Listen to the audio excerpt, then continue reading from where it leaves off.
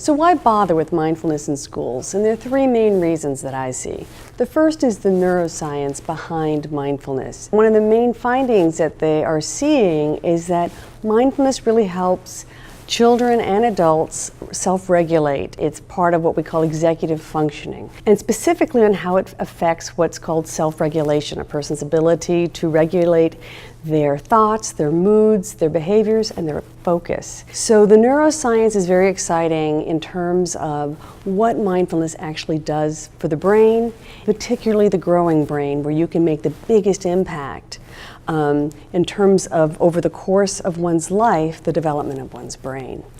So the second thing, there's been a lot of research in the last couple decades of putting mindfulness into elementary, middle school and high schools, and the outcomes are very encouraging and very exciting. There is an improvement in academic performance with kids who are in mindfulness programs, and this is even compared to those who aren't, and comparing children from the beginning to the end, measuring their academic performance over time. So this is always a good thing in a school context. But the other things that we're finding is that it actually improves behavioral and social outcomes in a school context, particularly reducing aggressive behavior in schools while also increasing pro-social activities and pro-social behaviors, including empathy and compassion for their fellow students. And so that obviously creates a better learning environment. There's a research study came out of Canada recently that actually measured the cortisol, which is a stress hormone in students' blood, or in their saliva actually is where you measure it. And after the mindfulness program is put into place, their stress level of cortisol actually dropped. So there was a measurable decrease in children's overall level of stress, not just when they're done meditating, for 5-10 minutes, but just over the course of a school day, they were less stressed. And obviously that is good for anyone's well-being, particularly our children's. And then finally, the third reason really is mindfulness actually addresses the most common childhood mental health issues.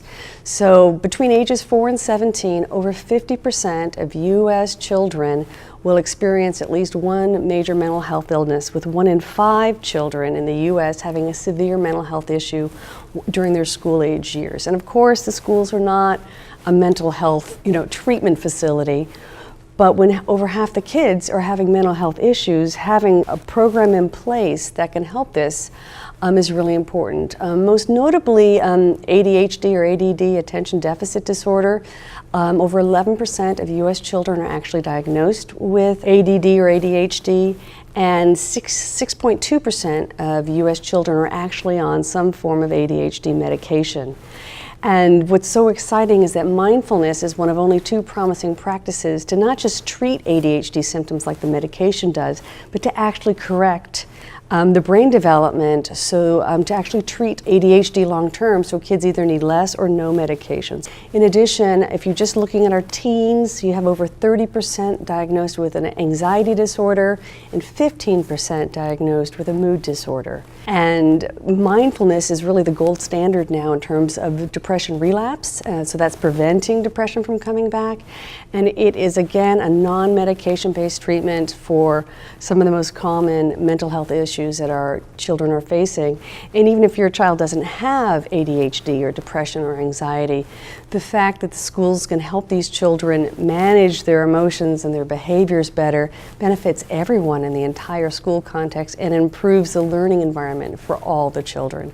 So mindfulness is actually being pursued by many different schools of various types because there's so much encouraging research that this can be a very, very affordable, easy to implement, intervention that we can put into the schools that are going to help all the children across their lifespan and really help develop their brains and neurophysiology for a lifetime of success.